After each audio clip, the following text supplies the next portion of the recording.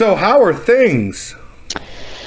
Things are good. I just got back from California on, I guess, when did we get back? Tuesday. So we were on the road for, my friend Megan and I from Canada were on the road for about 6 days. Went down to Southern California and competed in a bunch of different events, and we actually were pretty successful, so it was pretty fun. I mean, we had some stressful things go down, like a tire blowout and whatnot, but we got to meet Richard Stratton and spend a few hours chatting with him and got all I my saw that. How books was that? signed. It was so fun. It was really, really interesting we had trouble getting there just because we had the tire issue, but because we were supposed to be there about 1, and I don't think we ended up getting there till about 4:30, and then we still had to drive about an hour and a half backtrack the way we came to get to our motel to get up early for the show the next morning. So we didn't get to spend as much time as we'd hoped, but it was real fun. I mean, you don't get to meet people like that too often in your life, and it was an experience for sure. Right. So, you seem busy lately as far as your posts are concerned. Oh, man. Well, yeah, just mostly having to do with this dog show that we went to this weekend. So, yeah, it was pretty busy weekend, that's for sure. I'm heading into my down season now. So, what do you do to prepare for something like that? Like, what is your go-to strategy for preparing for a dog show? Well, it depends on what I'm preparing for. If I'm preparing for weight pull, which I'm very new to, my strategy is a lot different than what I'm doing to prepare for top dog. And then if I was just doing confirmation, then it might be different still. But really, if you're getting in shape for sports, it kind of varies. Like weight pull, I'm really still experimenting with because I only have one dog that I've been weight pulling, and we're only on our 4th weekend of competition in the last 2 years. So that's kind of an experiment, a work in progress. I was pulling her at a heavier weight every other time besides this time, and I pulled her down to more of her natural conditioned weight, which I would have her at for top dog or confirmation. And I think I'm happier with the weight that I brought her in this time as opposed to the heavier weight, which is about 3 pounds difference. But it makes a lot of difference, it seems like.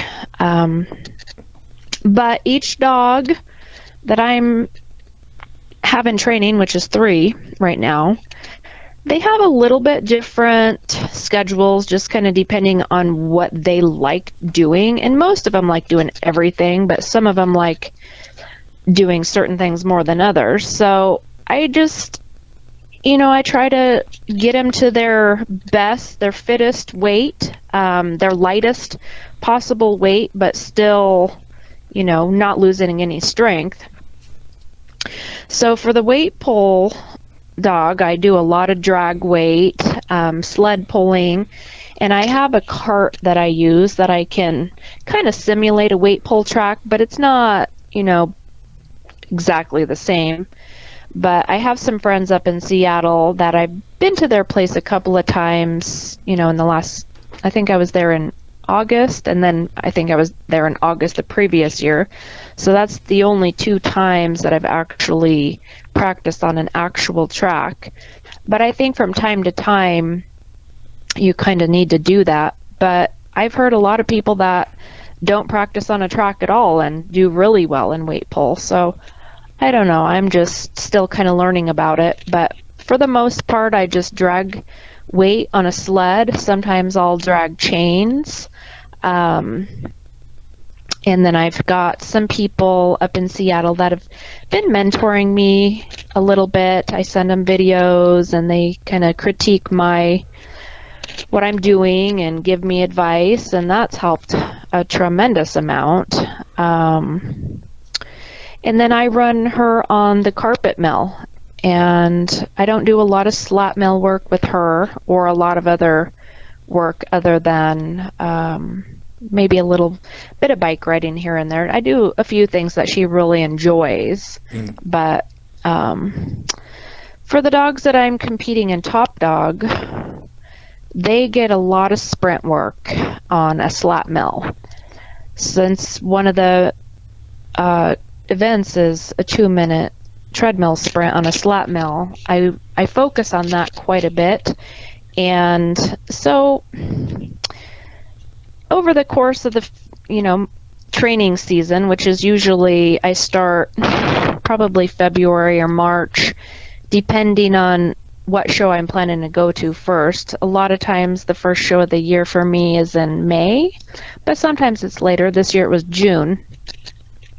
So I'll start working them probably around February and just kind of slowly easing them into things and get a little bit of their winter weight off, which usually is only a few pounds, couple pounds or so.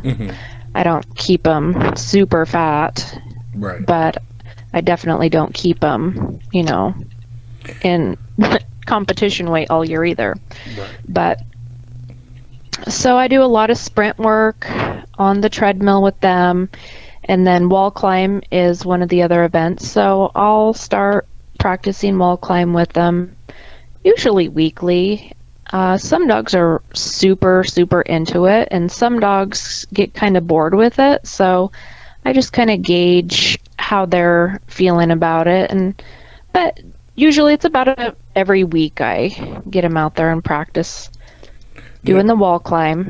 Right. Okay, so the dog you have pulling weight, who is that? Yeah. Her name's Kimber. Okay, so that's Kimber. Now, Yeah. did you have to kind of coax her into it, or was she just all in right away? Well, when the weight's pretty light, she really actually loves it. I've been sort of pulling weight with her forever. She pulls a sled in the winter time, and she pulls me on my bike, and she pulls, when my son was little, she'd pull him in a wagon. And so she actually really enjoys it. When the weight gets really heavy, she kind of balks at it and is like, hey, this isn't exactly fun for me. But, Right. the further we go into it, the more she's, I think liking it. But, it's probably not her favorite thing in the world. She'd much rather be doing running events instead of slow weight pull, but she's not terrible. I mean, for a dog that started at 2 years old and then went about 2 years between her very first event and, getting started back up at age 4. But I would say that she doesn't love it as much as she loves running on a treadmill or something like that. I gotcha. So, Richard Stratton, what was that like? Oh, that was really, really just a once-in-a-lifetime experience. I mean, for me, I don't know if I'll ever meet him again.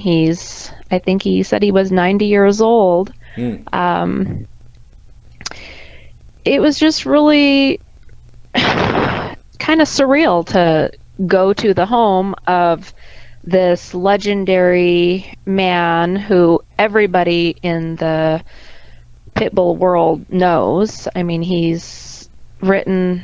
think he's written 5 books. I mean, I have 5 books of his, and I'm not 100% sure if that's all he's written, but I think it is. But just to sit there in his house and talk about the dogs of the past, and he was real interested in hearing about what we were up to with the dogs these days as far as the ADBA shows and the sporting events go. We talked to him all about the Top Dog events, and he seemed really interested, and I don't know, it was one of those things that you get to do maybe once in your life if you're lucky, and it was a pretty amazing experience, and I feel really lucky to be able to have spent that time with them, and hopefully it won't be the last, but you never know. Yeah, I hear you. So what does the future hold? What are your goals right now? My goals right now are to get Kimber's ace. I think she's got 38 points towards the 100 points she needs to get her ace in weight pull. And then once that happens, I will likely retire her. She'll probably be 5 or 6 by that time, and I might still show her in confirmation. She did take a second this weekend. I only showed her in confirmation one time, but she took a second in a pretty big champions class, so I was pretty proud of that. So I might keep showing her in confirmation. I probably won't weight pull her anymore once she gets her ace. I may throw her in top dog here and there. I'm looking forward to getting Gracie and Vinny their top dog titles and their confirmation titles. Vinny actually got his top dog title this weekend. He took a third on Saturday and a first on Sunday, and he took the most distance on the treadmill performance award on Sunday, and Gracie took a second in top dog on Saturday and the most distance on the treadmill. There were a few weird things about the top dog event this weekend, but it all worked out. We had to catch dogs on the wall, which is something that I haven't done in a very long time, and I don't particularly like doing. But the wall was not set up in a way that it would have been safe for us to use the harness system. So we ended up catching dogs, and it wasn't as bad as I was anticipating. I was like, oh no, this is not going to be good. But it wasn't terrible. The dogs overall didn't get the heights that they would get with a harness, because I don't think the handlers or the dogs feel as confident coming down, just without the harness system attached. I mean, I know I don't when my dog's up there and I'm like, oh boy, here we go. But, it was fine. So was the wall what is it, just poorly set up? It was kind of rickety? I think, well, yeah. I don't want to say anything bad about the people that put it together, because they really didn't know what they were doing, and they wanted to hold a top dog at their show. So I commend them for getting everything together. The equipment wasn't up to the standards that they needed to be. So what was going on with the wall, the rope that you would attach your dog to, which is the same rope that somebody holds to let your dog come down safely, when you would put any pressure on that rope, the wall would bend forward, because it's 2 sheets of plywood with a metal frame, and there just wasn't enough bracing to keep it upright without bending forward at the top. So we couldn't use it. I gotcha. Now, one question I had. Yeah. I noticed in a lot of your photos, you'll have multiple dogs in the same photo. Yep. Sometimes even male and male. I don't think I've ever had 2 males. I don't have 2 males that I keep together. I do have 2 females. Well, I have 3 females, 2 that I don't keep together at all. I could take photos with them, though. Maybe if somebody else was holding one. But okay. My question is yeah. Okay, so maybe it wasn't 2 males then. Maybe I got confused. So how do you go about making dogs get along? I notice you have some dogs outside, some dogs inside. Did you train them to get along as they were growing, or? Yeah, absolutely. So most of the dogs that I have now, I've had since they were puppies. the ones that are in the house anyway. Vinny, he was 6 months old when I got him. Kimber was about 7 weeks old. Lucy might have been 3 or 4 months old. And then Gracie was born here. So you got to keep a close eye on them. If they ever start showing signs of, too rough of play, I just kind of shut that down immediately. And, I get after them about it, and usually I can keep them in check. And now that hasn't always happened, so Kimber and Lucy have had a altercation, so therefore they can't be together anymore. But yeah, I mean, when I raise them in the house and I raise them to act appropriately towards each other and towards my other animals, my cats and things like that, generally they don't try to fight or anything in front of me. I mean, they will sometimes get rough and start playing hard, and you got to be on that stuff immediately and not allow it to happen, because once you allow it to happen, then it's probably going to be an issue forever. But if you can keep it from happening in the first place, you can generally have some dogs that will coexist together. Now, there's exceptions to that.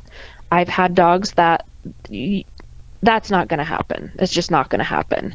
But a lot of them, I think, and I've had dogs forever that could coexist. I mean, so it's definitely not unheard of if you manage it properly. So after all these titles and after all these victories, you do plan on using that for breeding stock? Yeah, if I feel like my dogs are achieving the things that I want them to achieve, then yeah, I'll definitely do some breeding. I don't want to become this person that's mass producing dogs and just handing them out to the general public.